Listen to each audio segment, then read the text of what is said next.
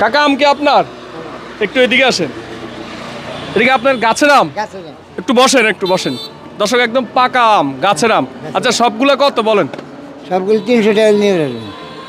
এত দাম চান কেন? এত দাম চাই, এটার মধ্যে কোনো মেডিসিন নেই। গাছের আম তো ফ্রিও খাওয়ান যায়। না ফ্রি খাবেন না, সেটা হলো ফ্রি। এখন কত দিতাম বলেন? এখন 300 দিয়ে নেবো। না 200 টাকা দিব, সবগুলা দিয়ে দেন আমারে। চাইতে পারবেন না।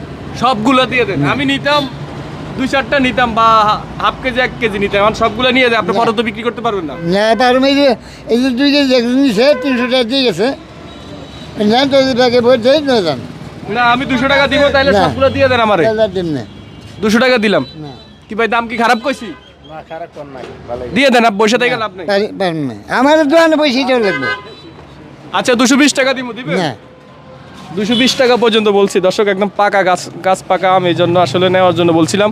উনি যদি না দেয় তাহলে কিছু করার নাই, আমি তাহলে হাফ কেজি নিব। আর যদি সবগুলো দেন 220 না টাকা, না না তা দিন না। তাহলে চলে গেলাম। দেশি তো মেডিসিন সারা বুঝছেন, 250 টাকায় দেন। না না না 250 টাকা, আমরা তো এখানে খাবো, ঠিক আছে। আচ্ছা 250 টাকায় দিলাম, ঠিক আছে। খুশি তো? জান, হ্যাঁ খুশি।